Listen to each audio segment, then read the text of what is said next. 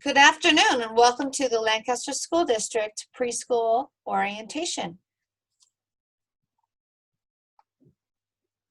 Good morning, preschool parents. This is Kelly Fountain, Director of the Preschool Program, and I'm just going to give you a little quick introduction to our program and tell you how excited that we are about having you all enrolled in our virtual preschool program. This orientation video that we're going to watch today is going to have information about the program when we're live in the classroom, and then we'll embed little videos about what will be different in the COVID preschool situation. So stay tuned, and there'll be little assignments throughout the preschool video orientation that you can complete as you go. And if you have any questions, please email us or call us at the ECE office. All right, thanks a lot. Have a great day. Excited for the new year. So welcome to the 2021 school year. The Early Childhood Education Program provides you a family handbook. The family handbook has all of the information that you need about the program in there. We have added some new information that is going to be current for this year, which will not always apply to every situation, but it has information for technology checkout and the new attendance system that we are using this year. So that information is in the family handbook. We'll provide you a copy of the family handbook when you pick up the first packet of student supplies, but the handbook is always available on our preschool website as well. The website is www.lancasterpreschool.org. Should you need anything at all or have any questions at all, please let us know at that website, or you can email us as well at the ECE registration at lancsd.org. The Lancaster Preschool Program is part of the Quality Start Los Angeles initiative, which is a statewide initiative to provide high-quality preschool to the children that are 3 and 4 years old in the state of California. This initiative is a voluntary thing that we decided to be part of, and we have been part of this initiative, I would say probably almost 10 years now. We are visited by UCLA once a year for an assessment that looks at how we interact with children in the classroom, which is the class assessment, what the preschool environment looks like, so what materials we have available for children. They look at the DRDP parent survey, which is something that we'll send out to you in the spring, and whether or not we complete the ASQ for each child, which is something that you're completing as you've enrolled in the program. And that's a developmental health and screening questionnaire that helps us to figure out if there's any challenges that a child may be facing at home and how we can support that in the classroom, and partner with you as parents to make sure that kids are getting what they need. We are under Title 22 licensing requirements, so being part of the Quality Start Los Angeles initiative is also part of Title 22. So Title 22 is the state agency that supports our safety and health procedures in the classroom. This is the first little assignment that you guys are going to do. So it's a quick question. You answer this poll. The first year of preschool, is this their first year of preschool or is the second year of preschool? So go ahead and answer that question and then we will resume. Okay. Each of our classrooms is staffed in a live setting. This is how we are staffed. So there are 18 part-day classrooms. There's AM and a PM session. They are all under licensing. So we want to make sure that you are aware that we are overseen by an external agency that looks at health and safety and gives us guidelines on how to make sure we keep kids healthy and safe in the classroom. In addition to that, because of COVID, we also have additional CDC or Department of Health guidelines as well. So in each classroom, there is a lead teacher, an associate teacher, and a paraeducator. You can also, at different times in the year or the day, you'll see additional support staff in there. That might be a behavior para that works with supporting children in the classroom with behavior. And that person might be working with the entire class or just working with an individual kid. We realize that you guys are sending your kiddos to school for the first time, many of you, and that behavior in a home looks different than behavior in the classroom, and that we're asking children who are 3 and 4 with very little language or not all the language that they need to share all this materials with each other, and sometimes that can present in some behavior. So we have behavior paras there to support the staff in working with the children to make sure we have very clear expectations and guidelines for children each day. Staff is all fingerprinted and vaccinated by the state, and we keep those files in the office for licensing, should licensing want to see a copy of that. Each year the staff does get a vaccine for the flu. There is a waiver process. They can waive out of the flu shot, but the rest of the Tdap, the MMR, all of those vaccines are required. They can't waive out of that. So that information is kept on file every year. Staff qualifications require that each of the staff members meet the minimum permit requirements for their classification. So if they're the lead teacher, they have to have at least a lead teacher permit. If they're associate teacher, they have to have the associate teacher permit. Most of our staff has higher permits than they are required to have. Many of them have site supervisor or master teacher. Most of the staff members have an AA degree or higher. Some have a bachelor's. And then we do have a few staff members that are working on getting their AA degree and moving up the permit scale as appropriate when they finish those courses. All staff is Title 22 compliant as far as the 21 hours of professional development are considered each year. In order to be part of the Quality Start initiative, we have to do 22 hours of professional development each year. And then all staff is on the Workforce Registry, which is a database that keeps all of the requirements for staff, their permits, their degrees, their classes, professional development. It's a database that houses all of that information. I went the wrong way, sorry about that. So curriculum overview. In the preschool classroom, we use the state curriculum framework and the learning foundations, and these are guidelines that are set up by the California State Department of Education. And these are pretty much what a preschooler should be able to do by the age of 3 and 4, and then how to do it. So we work with these things to set up our lesson plans for each day. And then this helps us inform our DRDP, which is our twice-a-year assessment that we do for children while they're in the classroom through anecdotal notes. In the virtual environment, we're going to ask you to help us do that. We have videos that we will send out to you each month to ask you to collect some pieces of evidence from your kiddos on things that they're working with the teacher on live sessions and collecting that evidence for DRDP. We use the creative curriculum, so you won't see a lot of the creative curriculum materials because the kids are at home right now, but in the classroom, you may see these books in the classroom. Teachers are creating curriculum based on the foundational pieces of the creative curriculum. We also use the walkabouts, especially in the virtual environment. This is new this year. So walkabouts is the physical development domains that we are going to be using. And these are interactive videos that the teacher will do with your children when they're in the live circle time. For the area of social emotional learning, we're using Second Step, which helps children learn how to regulate their feelings and then to elicit help if they need help, or to communicate their needs or what they're feeling. If they're saying, I'm mad, that's because the curriculum is teaching them to identify different feelings. So they may do that with you at home as well as when the teacher is teaching that lesson. One of the things that's really kind of an opportunity for us in this virtual environment is that when your child is on live with the teacher, you will see how the teacher teaches these things, and feel free to watch along with your child. And then if you feel like that would be something beneficial for you at the house, that's great. Kids, it's really important, and I guess it's really helpful for children when we are a teacher, school, kid are all on the same page.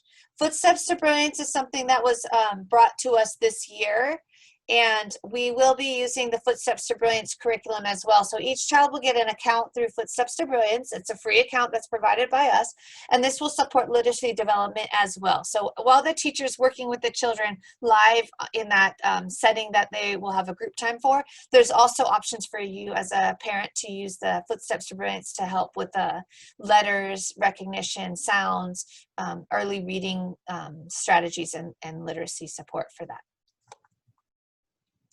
In the preschool environment, we learn through play, which is going to be a little bit of a challenge in the virtual environment, but we'll have to model as much as we can in the live settings. But in preschool, we say we're not built to sit still. Keep your hands to yourself, take turns, be patient, stand in line, or keep quiet all of the time.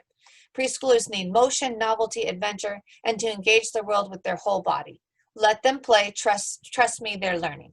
In this situation at the school, we use lots of different options for children to engage in inquiry and exploration in play.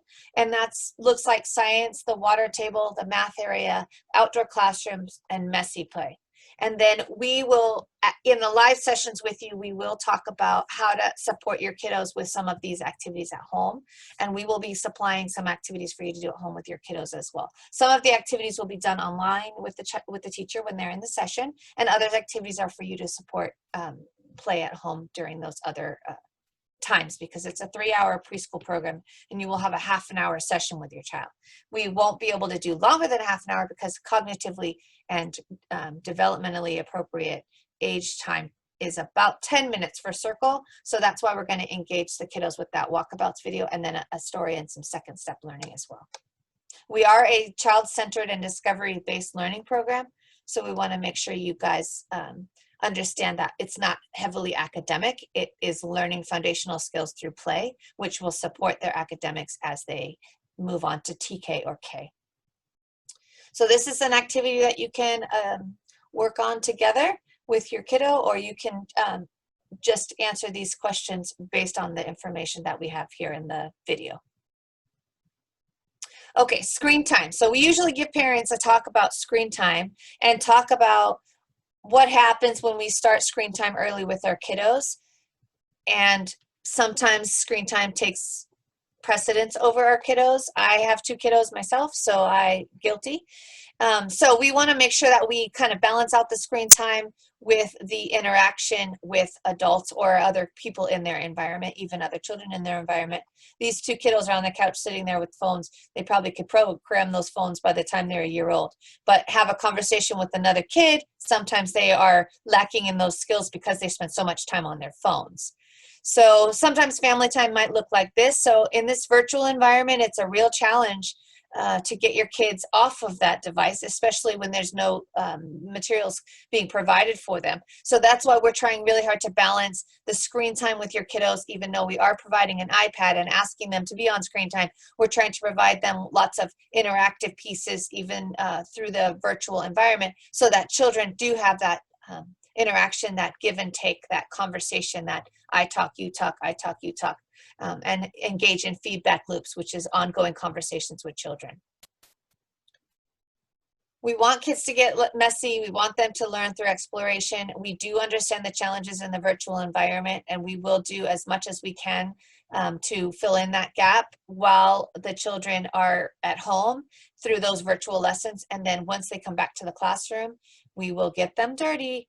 And we won't send them home to you looking like this, but we definitely will make sure that they had an active full day, especially after they've been home for so long. So we always want to make sure you understand that the dirtier they are when they get home, the more that they've learned. That's your evidence your kiddo has learned today. So paint on the shirt or mud on the hands, that's evidence that your kiddos are learning. Now we do wash the children, and we make sure they wash their hands. We make sure they are safe in the classroom and are not eating on dirty hands. So once they get back to the classroom live, you can be assured that we will go back to our hand washing, which is included in this video. So you'll see that process. So messy play outside at the preschool classroom looks like this. This kiddo's playing in the mud. This little one's playing in a mud kitchen. And these kids are playing with a water pump over at Nancy Corey. And you can see their little feet are going to get wet. So we want to make sure you guys understand that when they come back live, they are in water play inside and out of the classroom, and they have access to messy play. So dress them up accordingly. So we're going to go over dress code right now. So a dress code in the preschool classroom is closed-toed shoes, clothing that's free of drugs, cigarette, alcohol, firearms, inappropriate messages on the shirts.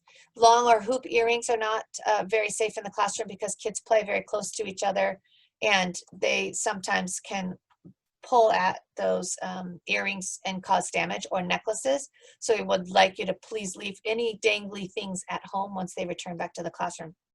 Now, what will it look like when they come back to the classroom with the current CDC recommendations of 6 feet apart? Obviously, we won't be doing any messy play at all, but we are kind of trying to do this orientation so that you know what it looks like when they're in the classroom. And then, of course, as we go through, you might be thinking, wait a minute, I thought they're supposed to be 6 feet apart. Know that when we come back to the classroom, we will do an update for you so you'll know what will happen in the classroom once they get live. But this orientation is serving the purpose of what it looks like when they're in the classroom without a COVID pandemic. Hats and caps are allowed in the classroom I'm sorry, they are allowed outside of the classroom, not in the classroom. We take them off when they come inside and we put them in their cubbies.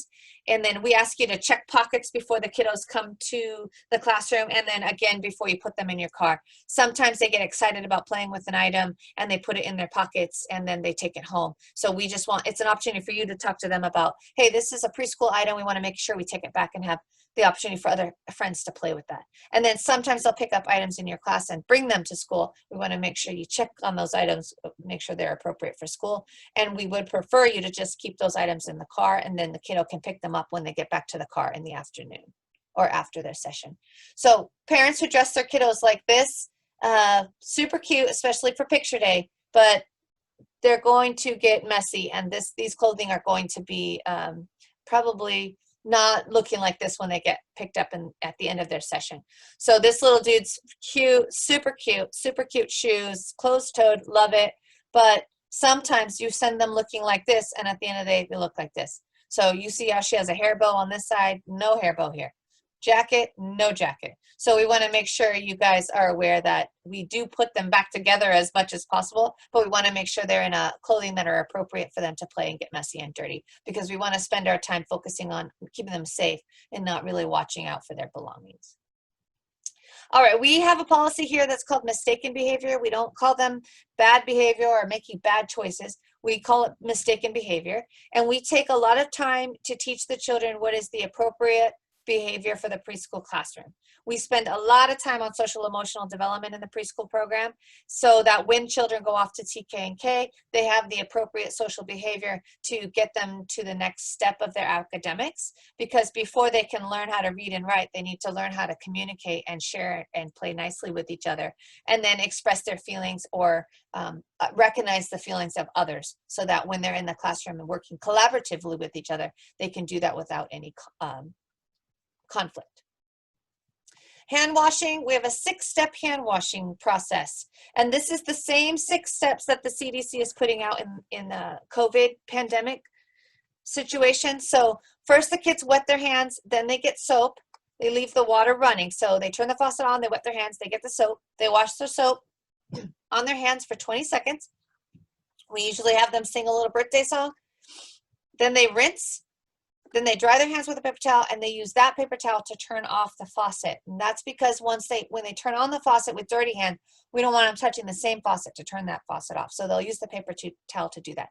This poster is in every single classroom. So once we go back to the live environment, parents are encouraged to support their children washing their hands at the beginning of each class, provided that's allowed by the CDC. And again, we'll update you once kids go back.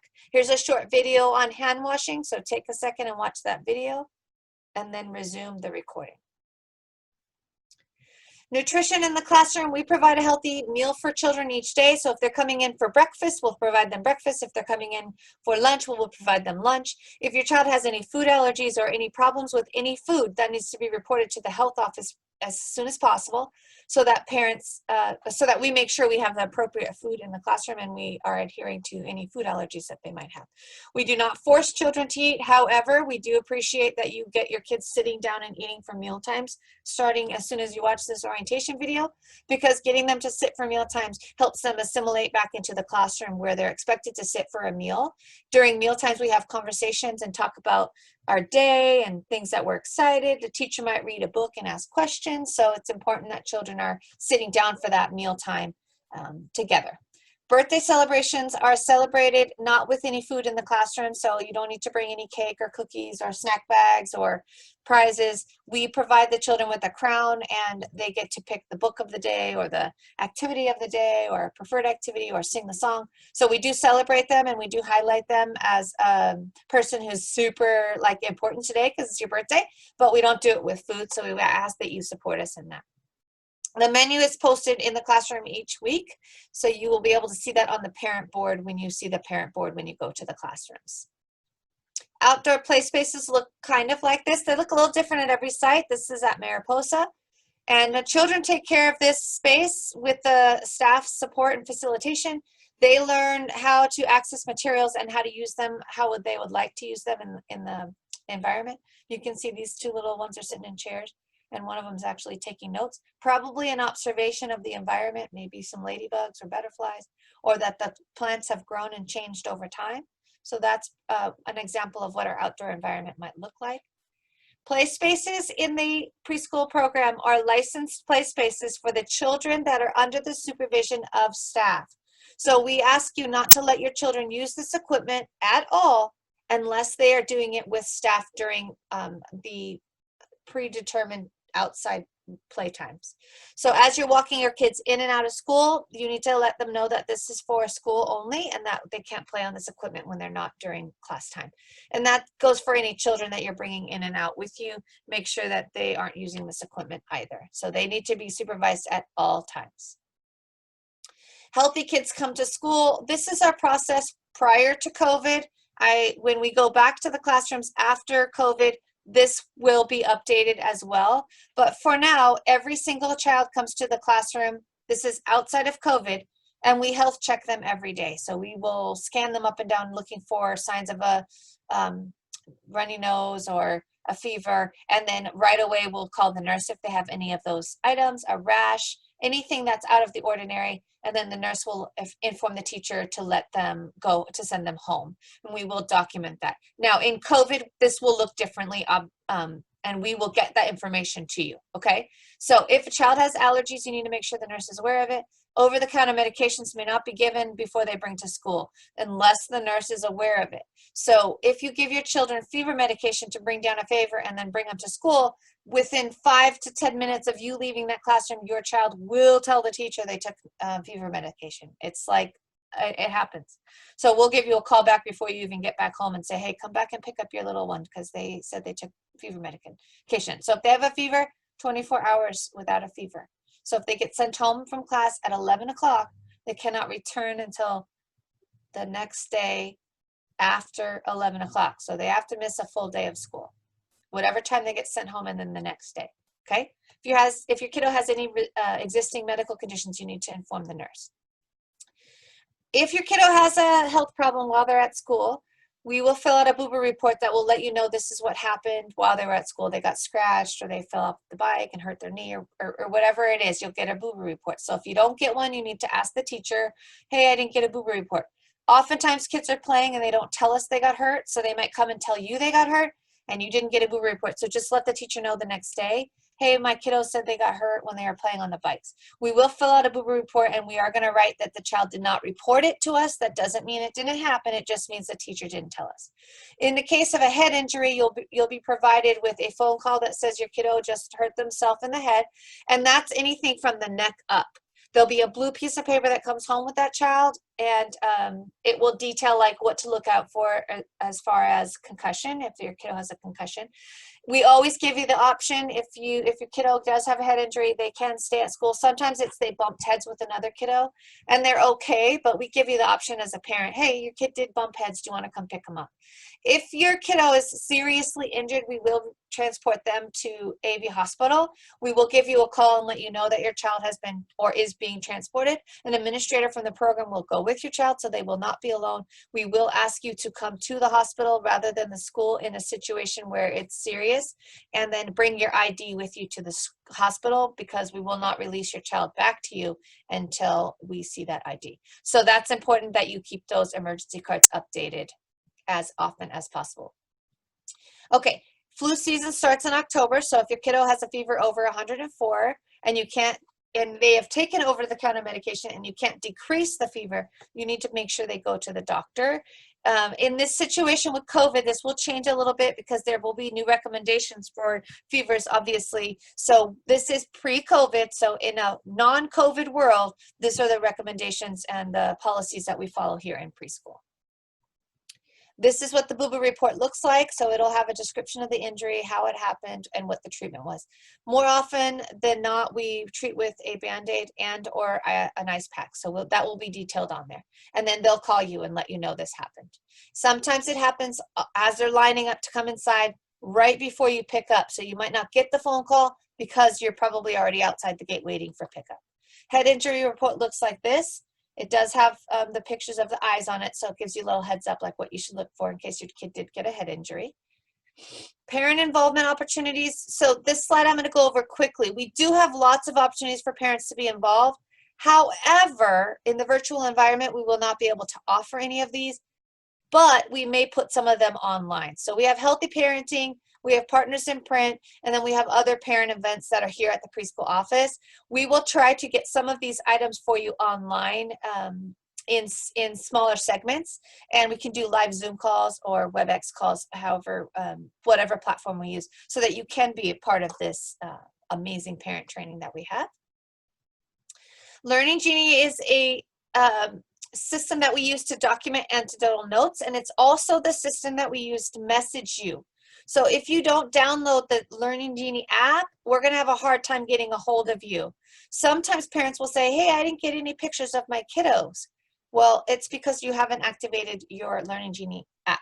Sometimes you've activated and there's a small problem somewhere along the way, so we ask that you please contact us and let us know that you're having some trouble with the Learning Genie app, and we will absolutely do our best to solve that problem with you.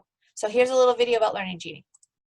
I want to show you a handy app that can keep you parents connected to preschool teachers and child care providers. By the way, you can thank a Carlsbad couple for this. It's called Learning Genie. I'm going to launch it right here. You can see it right there. We're going to get back to this in just one second. First, let me just tell you that Gene Shi and his wife Layla created this. Works like a social media network. Each student has a profile.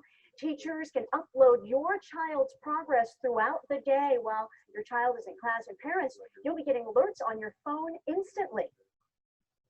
We get a lot of parents who are, the first-time parents. It's their child's first time in preschool. It can be very difficult on both child and parent. When the parent walks away, the child's upset, and the parent goes to work not knowing how their child's really doing during the day.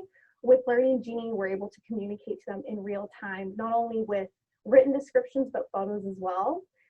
So imagine, you can just kind of keep track all day long, sneak a peek while at work. Teachers say the app helps cut the workload and the amount of daily paperwork. 700 schools around the world using this already, more than 200 in California, 17 in San Diego. So this is the parent version of Learning Genie that I have open right now. You can see it kind of looks like a Facebook feed. You can see in this section, they're just writing down what your child is doing, but look, they're even going to post photos to show what your little boy or little girl is up to. Isn't that cool? Yeah. Okay, so that's Learning Genie in a nutshell. We use that to communicate all kinds of information to you, and we are here again, like I said, to support you getting on that app. So the first thing you want to do is download the Learning Genie app. So you go to the App Store, either the Android version of the App Store, which I don't have an Android phone, so I don't know what that looks like, or the Apple version of the App Store. So download it. It is a free app. You download the app, and then we will send out to you Learning Genie code, probably when you pick up your kid's first packet. Okay? All right, so we have lots of policies and procedures here in case a parent has a complaint. There are parent rights, personal rights, and complaint procedures. So as a parent, you have the right to complain about anything that you have in the program. This virtual environment is new for all of us, so be patient with us. And if you have suggestions or concerns or comments, please don't hesitate to reach out to us either through the ECE registration email or just call us directly here at the office.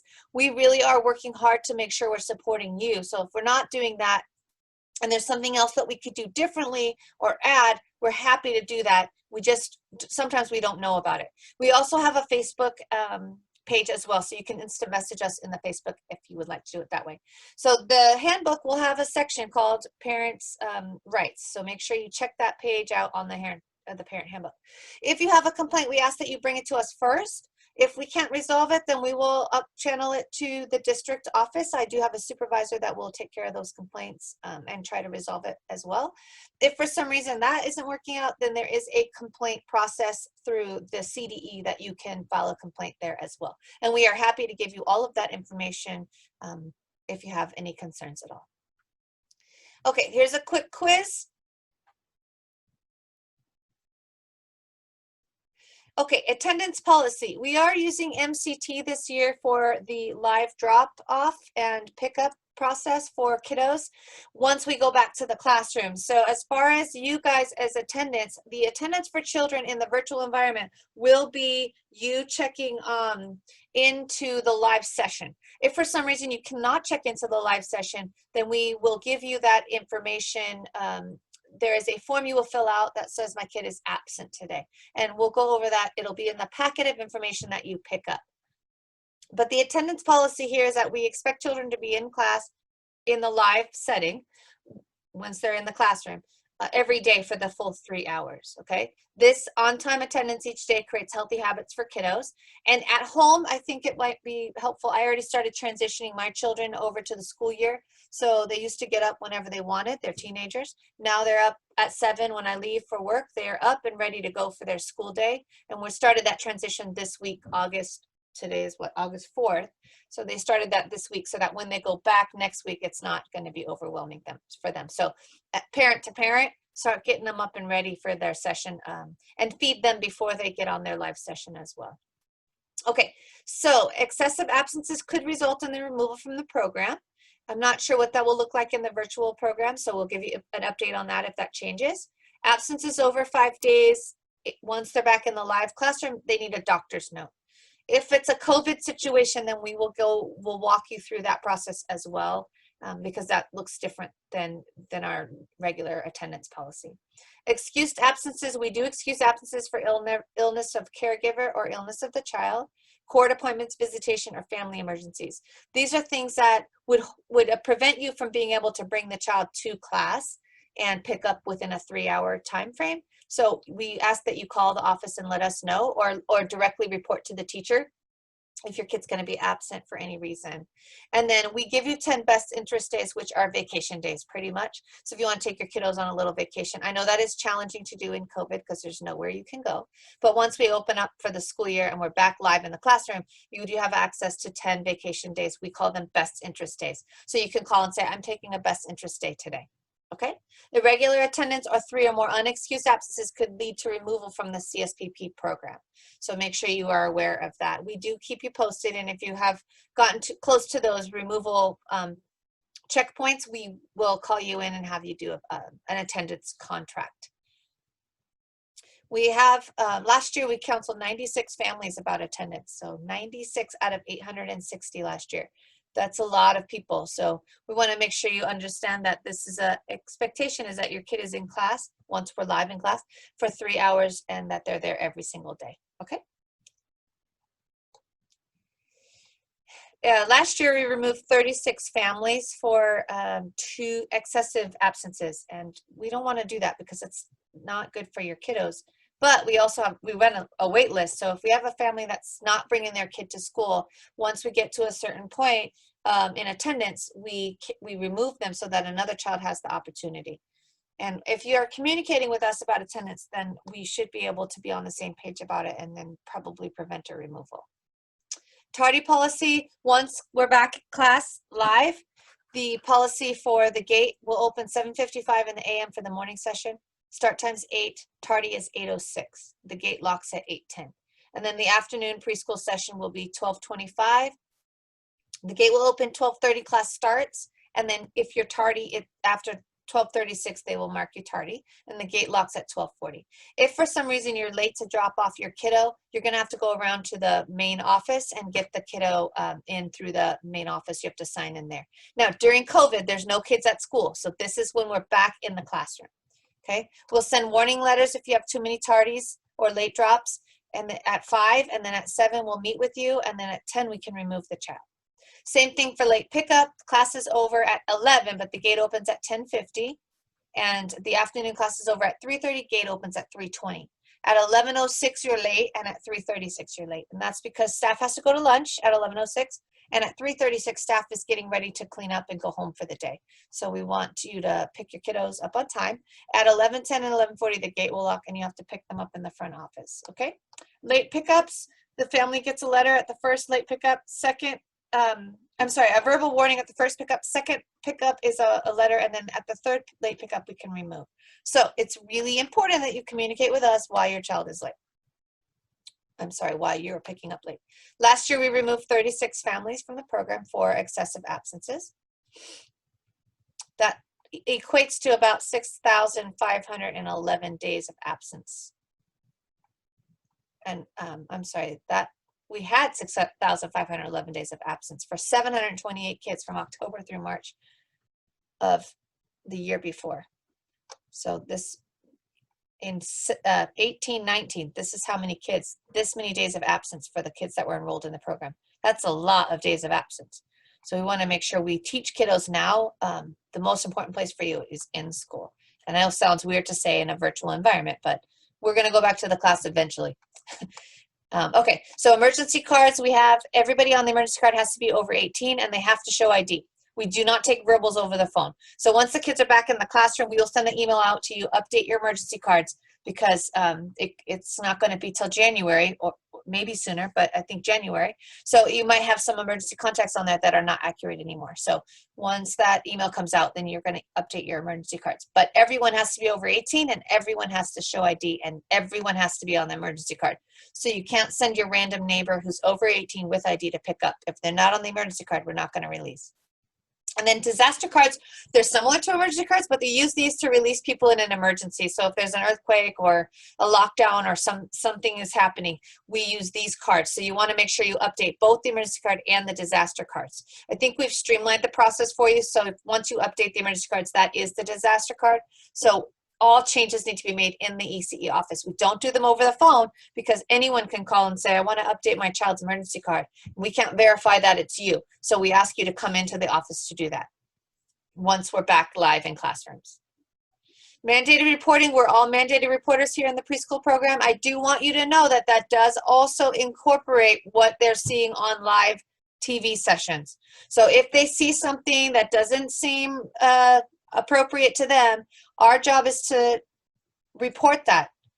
It's not our job to investigate. That's DCFS's job to investigate. So when we don't report, sometimes people are losing their credentials. They have fines, jail time. There have been children who have died in homes, and we as a school district are not going to not report because we want to make sure that we are reporting it to the proper facilities or the proper authorities so that they can investigate. So the way that it works is we all take a mandated reporter training every single year.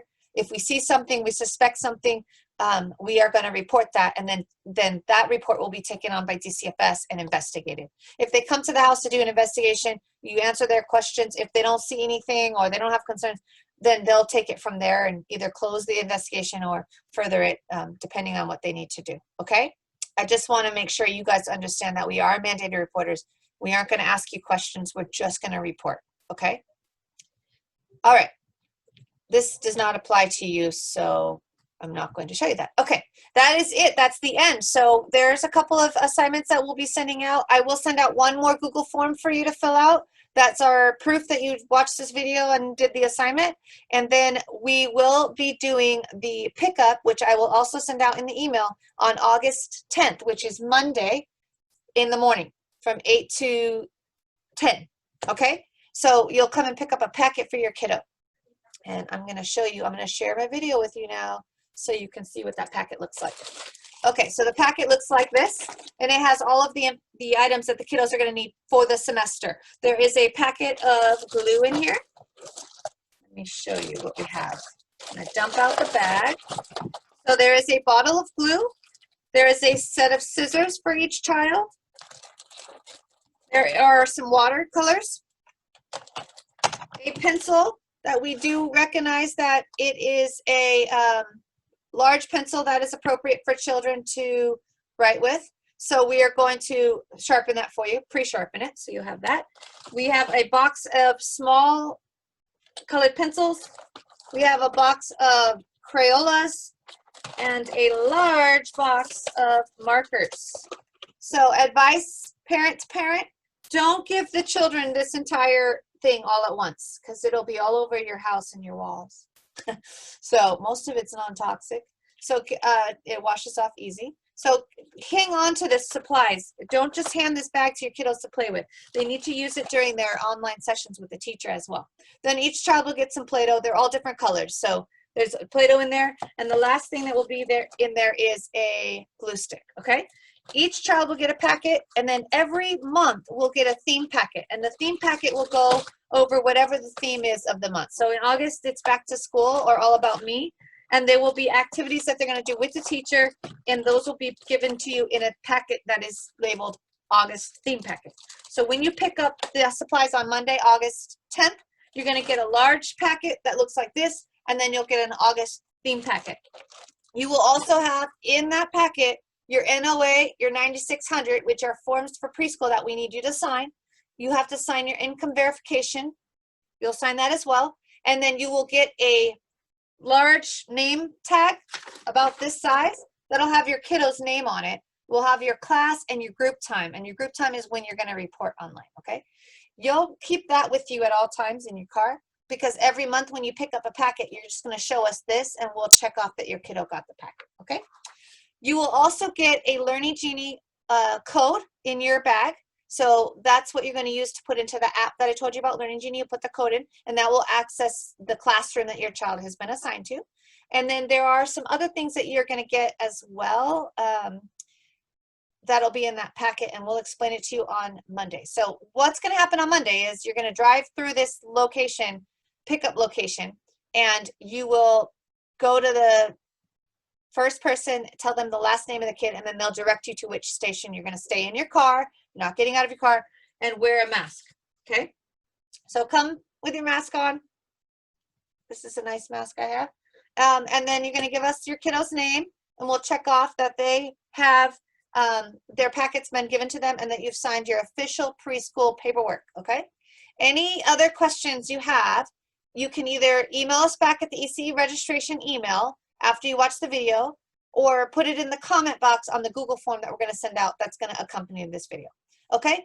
Have an awesome day. We are so excited to have you guys in the preschool classroom once we come back live, but in the virtual classroom. Our teachers have spent hours prepping and training for this. So we are excited to get your feedback. Each teacher does have a Google Classroom, so we will give you that Google Classroom link as well, okay? Any questions, let us know, and we will go over the change of clothes that needs to come in with your kiddo when we're back in the preschool classrooms live. For now, you don't need to bring a change of clothes. So I know this slide says a change of clothes. Okay, thank you so much. Have an awesome day, and let us know if you need anything.